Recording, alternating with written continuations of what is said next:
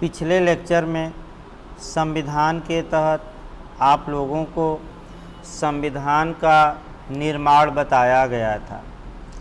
संविधान के निर्माण में कुछ छोटी छोटी बातें अभी बची हैं, उसको पहले बता दिया जाए, तब प्रियम्बल से संविधान को शुरू किया जाए।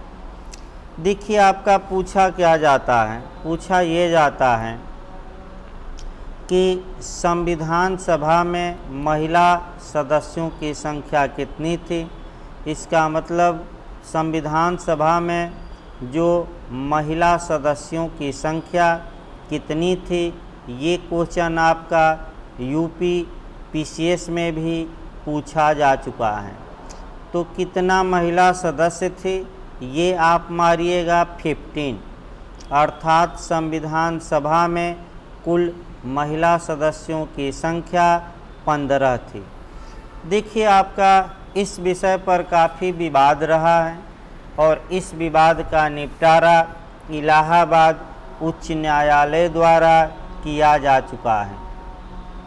नेट पर और किताबों में कहीं 12 मिलता है, कहीं 13 मिलता है, लेकिन इस विषय पर जब याचिका दायर की गई तो प्रमाण प्रस्तुत किया गया और महिला सदस्यों की संख्या आपका 15 पाई गई।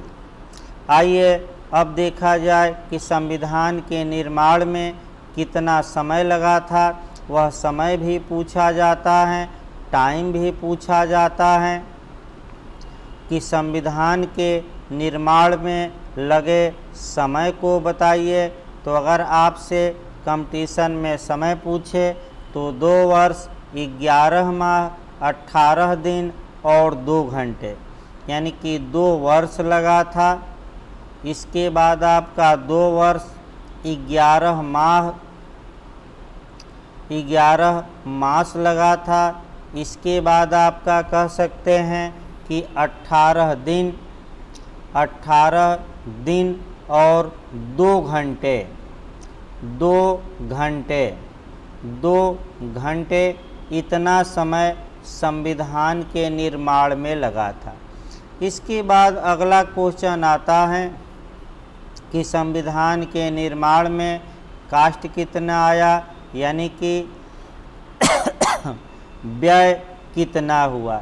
जब भी एक क्वेश्चन पूछे कि संविधान के निर्माण में व्यय, तो लगभग 64 लाख रुपया, यानी कि लगभग 64 लाख रुपया संविधान के निर्माण में खर्च हुआ।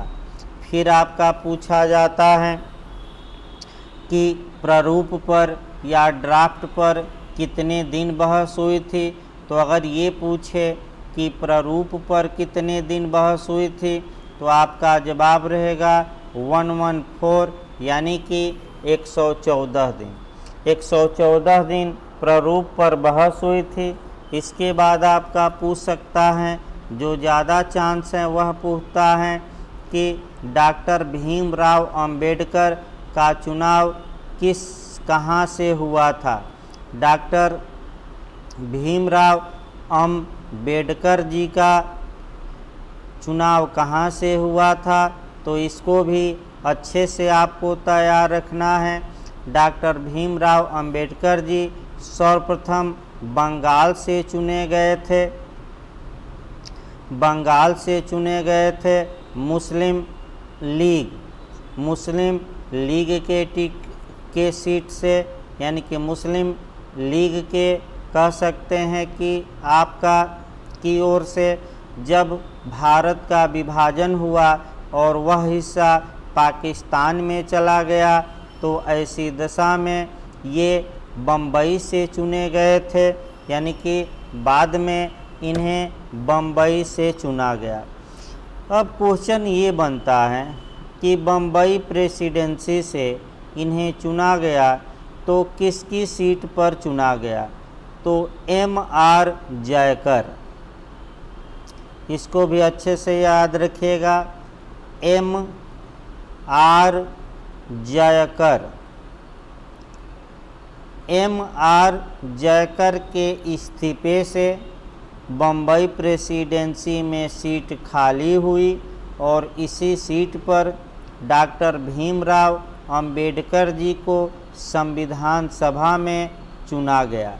फिर आपका क्वेश्चन बनता है, पार्टी वाइज बनता है, किस पार्टी से ये चुने गए? तो अखिल भारतीय अनुसूचित जाति संघ पार्टी, अखिल भारतीय अनुसूचित जाति संघ पार्टी की ओर से ये चुने गए। इस प्रकार जो संविधान का आपका कह सकते हैं कि सामान्य बातें थी, वे बातें आपको पिछले लेक्चरों में बताई जा चुकी हैं। अब आइए संविधान के बारे में, यानी कि अब संविधान के प्रावधानों को शुरू किया जाए। और संविधान के प्रावधानों को शुरू करने में सबसे पहले अगर आप देखें तो सबसे पहले हमारे संविधान में प्रियम्बल दिया गया है। प्रियम्बल का मतलब उद्देशिका दी गई है, उद्देशिका दी गई है, या इसी को हम प्रस्तावना भी कहते हैं प्रस्तावना भी कहते हैं, यानी कि भारतीय संविधान की प्रस्तावना भी कहा जाता है, इंग्लिश में प्रियम्बल कहा जाता है। अब प्रियम्बल के बारे में एक एक पहले छोटी छोटी बातों को हम बताएंगे और इन छोटी छोटी बातों के बाद आपका प्रियम्बल के एक एक शब्दों को अर्थ बताएंगे। लेकिन छोटी छोटी बातें भी काफ़ी महत्व की हैं और एक एक बातों को आप जानिए। सबसे पहला क्वेश्चन ये बनता है कि संविधान की उद्देशिका या प्रस्तावना कहाँ से ली गई है, यानी कि भारतीय संविधान की प्रस्तावना कहाँ से ली गई है? तो आप मारेंगे संयुक्त राज्य अमेरिका, यानी कि प्रस्तावना अमेरिका से ली गई है, पहला क्वेश्चन। दूसरा क्वेश्चन आपका ये जानना है कि उद्देशिका या प्रियम्बल की भाषा कहाँ से प्रेरित हैं। तो अगर ये पूछे कि लैंग्वेज कहाँ से इसकी प्रेरित हैं, भाषा कहाँ से प्रेरित हैं, तो आपका जवाब रहेगा ऑस्ट्रेलिया से। यानी कि अगर ये पूछे कि इसकी भाषा कहाँ से प्रेरित हैं, तो आपका जवाब रहेगा ऑस्ट्रेलिया से। फिर आपका क्वेश्चन बन सकता है कि कानून का शॉर्ट टाइटल और लॉन्ग टाइटल, इस पर चर्चा करिए। किसी भी कानून का एक विस्तृत नाम होता है, विस्तृत नाम होता है, और एक जो नाम होता है संक्षिप्त नाम, संक्षिप्त नाम। देखिए इसको अच्छे से समझिए। यूपीजे में आपका पिछली बार ये क्वेश्चन बना था कि संविधान का शॉर्ट टाइटल या संक्षिप्त नाम किस अनुच्छेद में दिया गया है, और अगर विस्तृत नाम पूछे तो आप मारेंगे प्रियम्बल, यानी कि उद्देशिका। इसको अच्छे से समझिए, इसका हम इतिहास वाइज चलेंगे तब आगे बढ़ेंगे। देखिए प्राचीन काल में कानूनों का लॉन्ग टाइटल या विस्तृत नाम दिया जाता था। जो कानून की प्रियम्बल होती थी, उद्देशिका होती थी, प्रस्तावना होती थी, वहीं उस कानून की विस्तृत नाम कहलाती थी। लेकिन समय के साथ साथ विस्तृत नाम देने की जो परंपरा है वह ध्वस्त हुई, उसको शिथिल किया गया, और अब चूँकि कानून को आसानी से जाना जा सके, इसलिए अब शॉर्ट टाइटल या संक्षिप्त नाम दिया जाने लगा। यदि आप अन्य कानूनों को देखें तो अन्य कानूनों में सेक्शन 1 में ही, धारा 1 में ही संक्षिप्त नाम लिखा रहता है। लेकिन भारत का संविधान में ऐसी बात नहीं है। भारत के संविधान में जो भारत के संविधान का शॉर्ट टाइटल या संक्षिप्त नाम दिया गया है वह लास्ट में दिया गया है। अनुच्छेद याद रखिएगा 394। पिछली बार यूपी सिविल जज की परीक्षा में ये क्वेश्चन आ चुका है। यानी कि कुल मिलाकर यहाँ बताने का एक मतलब ये हुआ कि उद्देशिका जो होती हैं वह किसी कानून का लॉन्ग टाइटल या कह सकते हैं कि विस्तृत नाम होती हैं। उद्देशिका अब यह आया कि किसी कानून में प्रियम्बल क्यों दिया जाता है, यानी कि प्रियम्बल देने का रीज़न क्या होता है, इसको भी आपको अच्छे से जानना है। देखिए, किसी भी कानून की उद्देशिका या प्रस्तावना में वे उद्देश्य, वो उद्देश्य या एम या लक्ष्य कहिए, यानी कि उद्देशिका उन लक्ष्यों को बताती हैं, उन उद्देश्यों को बताती हैं, उन एमों को बताती हैं जिस एम को, जिस लक्ष्य को पाने के लिए किसी कानून का निर्माण किया जाता है। अर्थात किसी कानून का निर्माण क्यों किया गया, इसका विस्तृत उल्लेख उस कानून के प्रियम्बल में दिया गया रहता है, अर्थात उद्देशिका में दिया गया रहता है। जहाँ तक भारतीय संविधान के प्रस्तावना की बात है, भारतीय संविधान की प्रस्तावना में भी उन लक्ष्यों का उल्लेख किया गया है जिन लक्ष्यों की प्राप्ति के लिए हमारे संविधान निर्माताओं ने इस संविधान की रचना की। अर्थात हमारे संविधान निर्माता भारत को एक कैसा देश बनाना चाहते थे, अगर उनको आपको जानना है तो पूरा संविधान न पढ़कर यदि आप केवल और केवल प्रियम्बल को ही पढ़ लीजिए तो कम से कम ये तो मालूम चल ही जाएगा कि भारत के संविधान निर्माता भारत को कैसा देश बनाना चाहते थे। अगला आया कि भारतीय संविधान की उद्देशिका को संविधान की कुंजी कहा जाता है। कुंजी यानी कि की कहा जाता है, कुंजी कहा जाता है। देखिए, भारतीय संविधान की उद्देशिका को संविधान की कुंजी कहा जाता है। क्यों कुंजी कहा जाता है, चाबी क्यों कहा जाता है?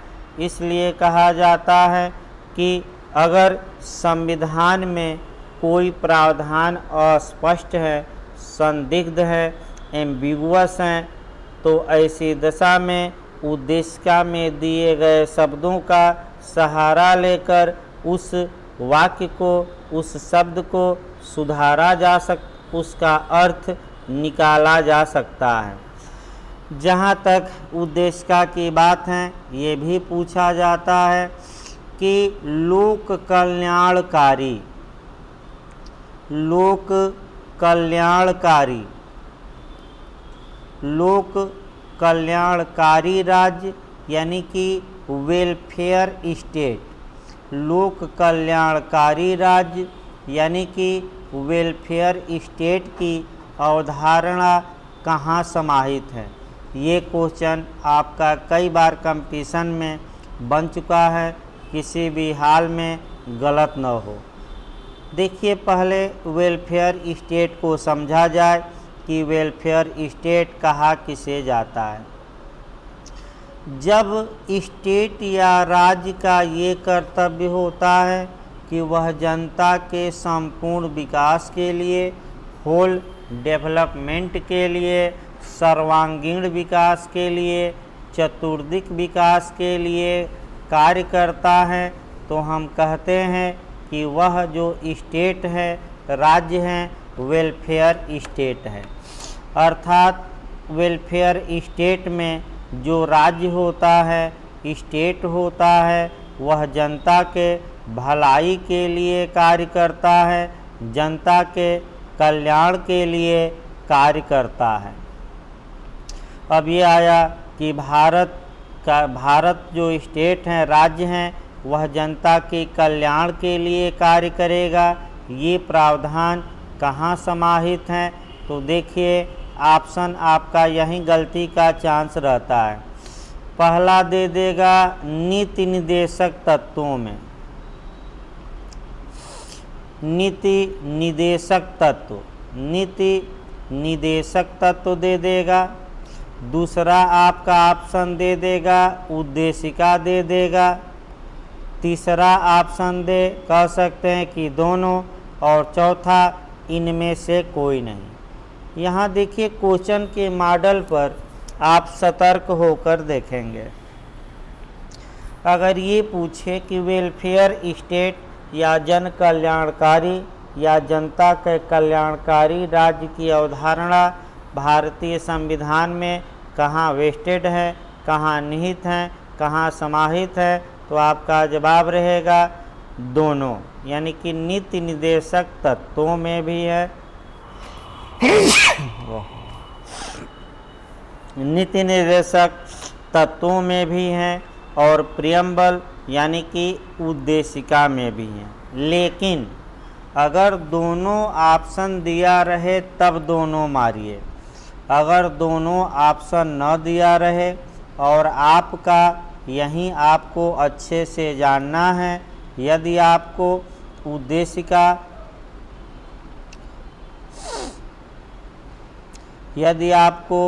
उद्देशिका और नीति निर्देशक तत्वों में से कह सकते हैं एक चुनना हो, तब क्या चुनेंगे? इसी को गलत होता है। यदि नीति निर्देशक तत्व और उद्देशिका में से एक ऑप्शन में चुनना हो तो नीति निर्देशक तत्व मारिएगा। क्यों मारेंगे, इसका कारण हम आगे प्रियम्बल में आपको बताएंगे। इसका कारण ये है कि जो प्रियम्बल में बातें हैं और किसी अनुच्छेद में बातें हैं, अगर दोनों में विपरीतता है, समानता है, दोनों में से एक चुनना है, तो हम संविधान में स्पष्ट रूप से लिखी हुई बातों को ही चुनेंगे, न कि उद्देशिका को। तो बताया जाएगा आपको आगे कि उद्देशिका का क्या इंटरप्रिटेशन में महत्व है। ये क्वेश्चन कई बार यूपीजे में और तमाम राज्यों में पूछा जा चुका है। अगला ये, जहाँ तक उद्देशिका की बात है, भारतीय संविधान की उद्देशिका को गागर में सागर भी कहा जाता है। इसलिए गागर में सागर कहा जाता है कि अगर कोई व्यक्ति हमारे पूरे संविधान को न पढ़े, केवल और केवल प्रियम्बल को पढ़ ले, तो उसे इस बात का भान हो जाएगा कि ये जो संविधान है ये क्या किस लिए बना है या किन उद्देश्यों की पूर्ति के लिए बना है। अगला क्वेश्चन बनता है वितरणात्मक न्याय। वितरणात्मक न्याय,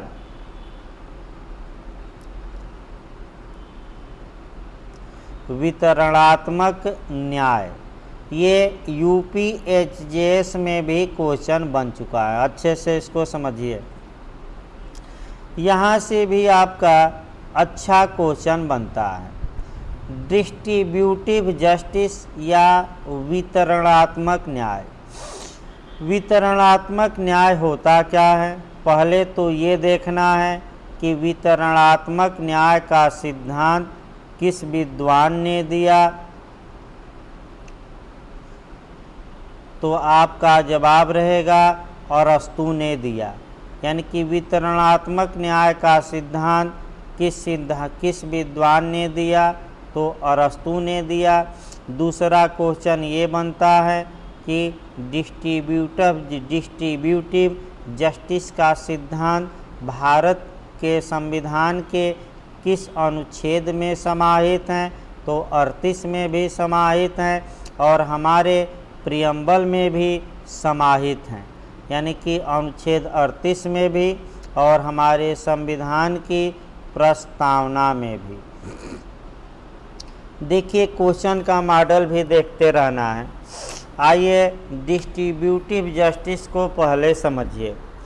वितरणात्मक न्याय का मतलब ये हुआ कि जो संसाधन समाज में मौजूद हैं, यानी कि जो इंफ्रास्ट्रक्चर या संसाधन समाज में मौजूद हैं, उन संसाधनों का व्यक्तियों के बीच समान रूप से वितरित किया जाए, यानी कि उन संसाधनों का वितरण व्यक्तियों के बीच असमान रूप से न करके समान रूप से किया जाना चाहिए। एचजेएस में जो क्वेश्चन बना था कि डिस्ट्रीब्यूटिव जस्टिस का सिद्धांत, ये जूरिस्प्रूडेंस में भी बन सकता है कि डिस्ट्रीब्यूटिव जस्टिस का सिद्धांत किस विद्वान ने दिया था, तो आपका जवाब रहेगा अरस्तु ने दिया था।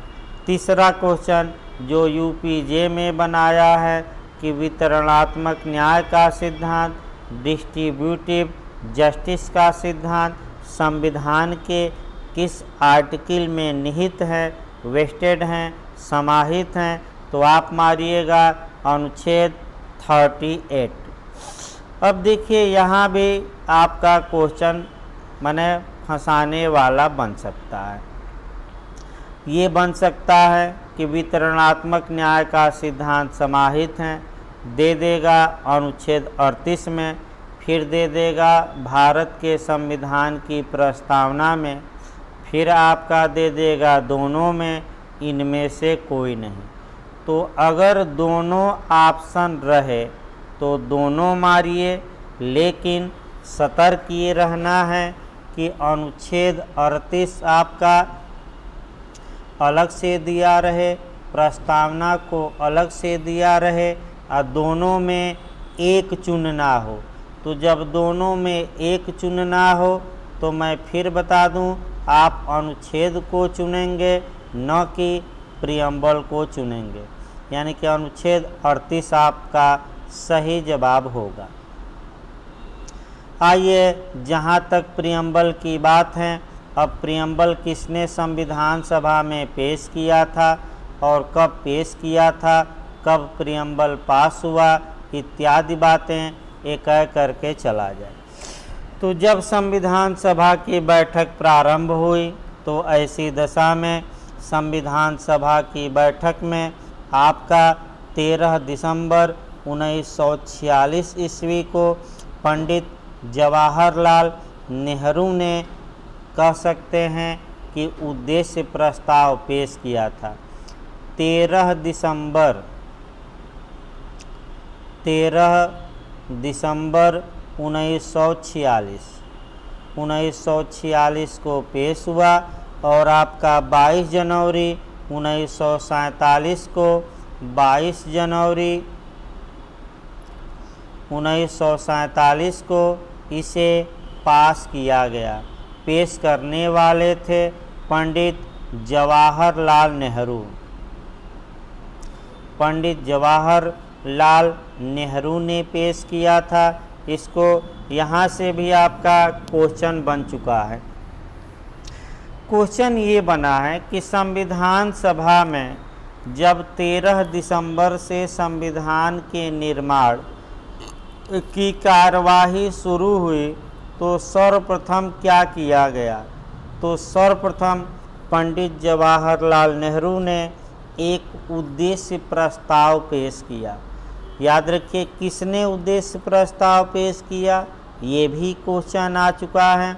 तो पंडित जवाहरलाल नेहरू ने 13 दिसंबर 1946 ईस्वी को एक उद्देश्य प्रस्ताव पेश किया। उद्देश्य प्रस्ताव पेश करते समय पंडित जवाहरलाल नेहरू ने संविधान सभा को बताया कि हम लोग क्यों यहाँ एकत्रित हुए हैं। अर्थात इसका मतलब कि यहाँ पंचौरा करने, फालतू बातें करने के लिए हम लोग एकत्रित नहीं हुए हैं, बल्कि इसलिए एकत्रित हुए हैं कि भारत के भविष्य का हम निर्माण करेंगे और जो आज संविधान में हम लिखेंगे वहीं जाकर आगे भारत के भविष्य में काम करेगा। तो हम भारत को कैसा देश बनाना चाहते हैं, एक उद्देश्य प्रस्ताव पंडित जवाहरलाल नेहरू ने 13 दिसंबर 1946 को संविधान सभा में पेश किया। इसी उद्देश्य प्रस्ताव को कुछ संशोधन करके 22 जनवरी 1947 को संविधान सभा ने एक्सेप्ट कर लिया, स्वीकार कर लिया। और वर्तमान में जो ये उद्देश्य प्रस्ताव हैं, यही उद्देश्य प्रस्ताव कह सकते हैं कि हमारे प्रियम्बल में समाहित हैं, यानी कि हमारा जो प्रियम्बल है इसी उद्देश्य प्रस्ताव पर ही आधारित है। जहाँ तक भारतीय संविधान की उद्देशिका की बात है, भारतीय संविधान की उद्देशिका को हम 2 भागों में बांट सकते हैं। पहला भाग आपका उद्देश्य देख सकते हैं, या एम या लक्ष्य क्या है, यानी कि संविधान निर्माण किया गया तो संविधान के निर्माण का लक्ष्य क्या है। और दूसरा एक्टेड क्लास। एक्टेड क्लास का मतलब हुआ अधिनियमित खंड, अधिनियमित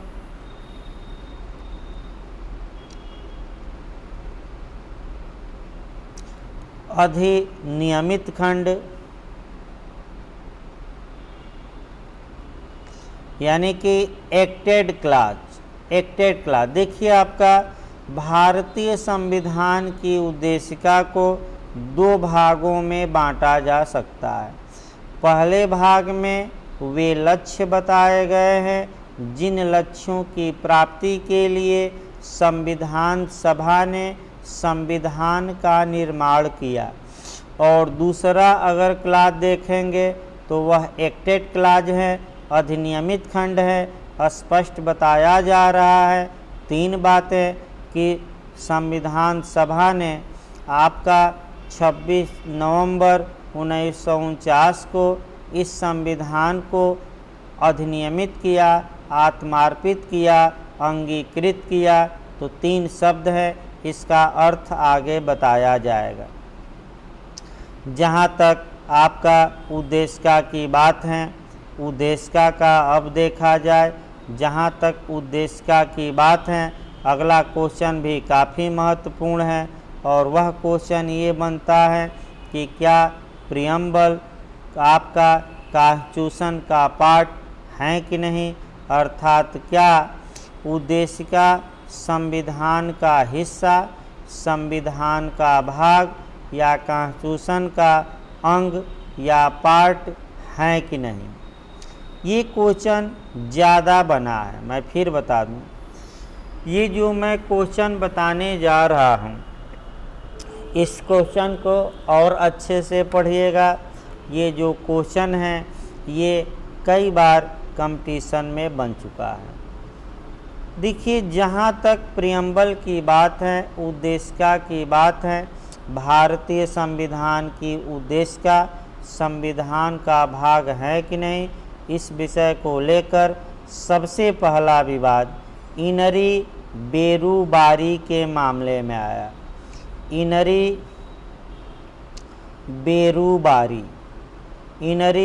बेरूबारी के मामले में यह प्रश्न उठा, खूब पूछा जाता है। ये आपका केस है 1960 ईस्वी का, उच्चतम न्यायालय का, यानी कि सुप्रीम कोर्ट। इनरी पहले समझ लीजिए, इनरी बेरूबारी का मामला। इनरी का मतलब ये हुआ इन रिफरेंस। इन रिफरेंस का मतलब ये हुआ इस संदर्भ में, यानी कि बेरूबारी मामले के संदर्भ में, इनरी बेरूबारी के मामले में सर्वप्रथम उच्चतम न्यायालय के समक्ष ये प्रश्न उत्पन्न हुआ कि क्या प्रियम्बल संविधान का, कॉन्स्टिट्यूशन का पार्ट है कि नहीं। भारत के उच्चतम न्यायालय ने एक अजीब निर्णय दिया और कहा कि जो ये कॉन्स्टिट्यूशन का प्रियम्बल है, संविधान की उद्देशिका है, ये संविधान का पार्ट नहीं है, संविधान का अंग नहीं है या हिस्सा नहीं है। अर्थात उच्चतम न्यायालय ने शुरुआती दौर में उद्देशिका को संविधान का भाग मानने से ही इनकार कर दिया, लेकिन ये ज़रूर कहा कि ये संविधान की कुंजी हैं और अगर कहीं संविधान में बातें स्पष्ट न हो तो उद्देशिका का सहारा लेकर उन बातों को स्पष्ट किया जा सकता है। तो ये अलग हम बताएंगे कि संविधान के इंटरप्रिटेशन में या संविधान के निर्वचन में प्रियम्बल का क्या महत्व है, ये अलग से चलेगा। अभी सामान्य बातें आपका बताई जा रही हैं। ये जीएस नहीं है, याद रखिए। लॉ आप पढ़ रहे हैं, यानी कि लॉ के हिसाब से कॉन्स्टिट्यूशन पढ़ रहे हैं। जीएस के हिसाब से न देखिए, लॉ के हिसाब से कैसे क्वेश्चन बनते हैं उसको भी पकड़ना है। उच्चतम न्यायालय के समक्ष फिर मामला आता है। सभी लोग हमें लगता है कि जानते भी होंगे मामला को, और वह मामला आता है दूसरा केशवानंद भारती। केशवानंद भारती का मामला आता है। Kesavananda Bharati versus union of India, यानी कि भारत संघ। भारत संघ ये जो केस आता है, मामला आता है 1973 में। देखिए यहाँ से भी आपका खूब क्वेश्चन बनता है। और केशवानंद भारती के मामले में जो विशेषताएं हैं, हम आशा करते हैं एवं विश्वास भी करते हैं कि आप लोग छोटी छोटी बातों को विशेष तौर पे गौर करेंगे। केशवानंद भारती के वाद में आपका पहला क्वेश्चन ये बना है कि कुल जजों की कितनी पीठ बनी थी। तो मैं बता दूं, कुल जो जजों की पीठ बनी थी वह 13 बनी थी। फिर क्वेश्चन कितने से निर्णय आया, तो 7-6 से निर्णय आया, अर्थात 7 जज पक्ष में निर्णय के और 6 जज विरोध में थे। तीसरा आपका क्वेश्चन जो पूछा भी जा चुका है, वह ये पूछा गया है कि अब तक सबसे बड़ी पीठ कितने जजों की बनी है।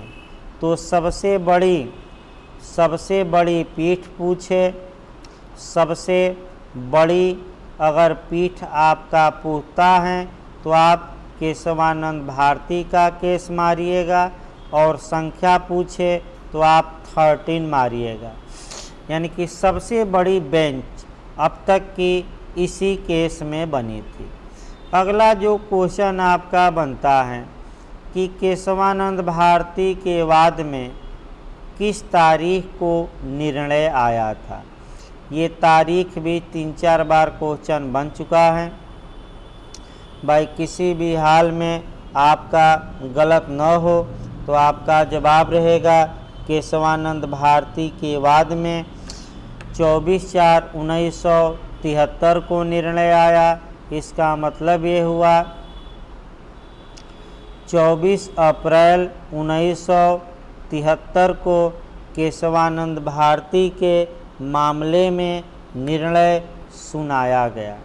फिर आपका पूछा जाता है बेसिक स्ट्रक्चर का सिद्धांत, या मूलभूत ढांचे का सिद्धांत या आधारिक संरचना का सिद्धांत या मौलिक ढांचे का सिद्धांत यानी कि बेसिक स्ट्रक्चर।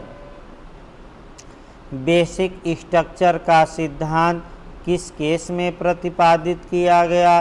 तो आप मारेंगे केशवानंद भारती। फिर अगला क्वेश्चन, किस केस में ये कहा गया कि भारतीय संविधान की उद्देशिका संविधान का भाग हैं, पार्ट हैं? तो अगर ये पूछे कि किस केस में कहा गया कि भारतीय संविधान की उद्देशिका संविधान का भाग हैं, ये दे तो केशवानंद भारती का वाद मारिएगा। फिर पूछ दे कि उद्देशिका में अमेंडमेंट यानी कि संशोधन किया जा सकता है, ये किस केस में कहा गया? तब भी केशवानंद भारती। फिर पूछ दे कि उद्देशिका के किस भाग में, किस अंग में या उद्देशिका के किन प्रावधानों में संशोधन नहीं किया जा सकता? तो बेसिक स्ट्रक्चर या मूलभूत ढांचा। मूलभूत ढांचा। फिर आपका पूछा जाता है मूलभूत ढांचा किस न्यायालय का सृजन है? तो हमारे सुप्रीम कोर्ट का है। 2 लाइन यहाँ बता दिया जाए मूलभूत ढांचे के बारे में, लेकिन प्रियम्बल के बारे में भी 2 लाइन यहाँ बताना है। केशवानंद भारती वर्सेज केरल राज्य के वर्सेज केरल राज्य, केशवानंद भारती वर्सेज केरल राज्य।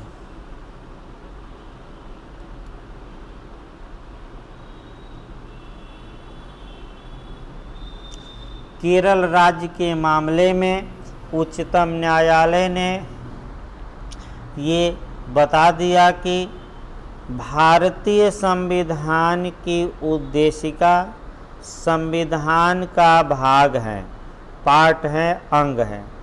इसमें अमेंडमेंट किया जा सकता है, इसमें संशोधन किया जा सकता है, लेकिन उद्देशिका के बेसिक स्ट्रक्चर में, मूलभूत ढांचे में, आधारिक संरचना में संशोधन नहीं किया जा सकता। अब समस्या ये आती है कि बेसिक स्ट्रक्चर होता क्या है? तो बेसिक स्ट्रक्चर को कहीं परिभाषित नहीं किया गया है। बेसिक स्ट्रक्चर का मतलब ये हुआ कि हमारे कॉन्स्टिट्यूशन में कुछ ऐसे प्रोविज़न हैं जो मूल हैं, संविधान के क्रोड है, संविधान की आधारशिला है।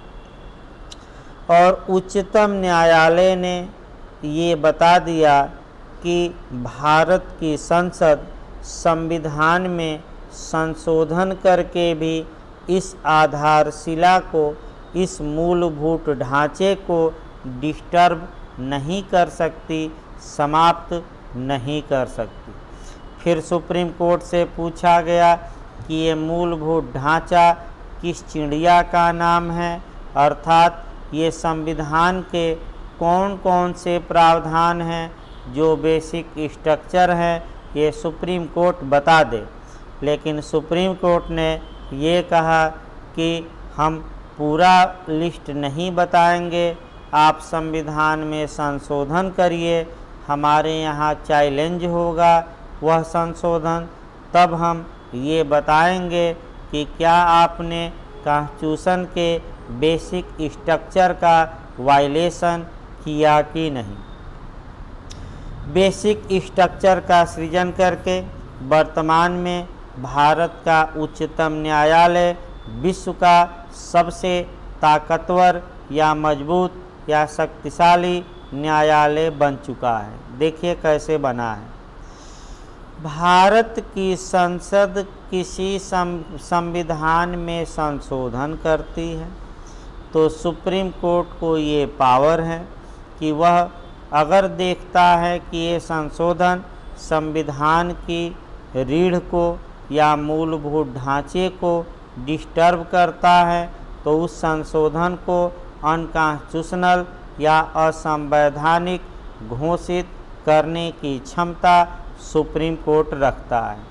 लेकिन ये भी ज़रूरी है कि न्यायाधीश आपका लालच में न आए और न्यायाधीशों को चाहिए कि न्याय की रक्षा है, न्याय का गला न घुटने पाए, संविधान की रक्षा है, विधायिका और कार्यपालिका से स्वतंत्र होकर निर्णय दे। ये न्यायपालिका को करना है और सुप्रीम कोर्ट कर भी रहा है, यानी कि राजनीतिक हस्तक्षेप निर्णय में न हो। धन्यवाद।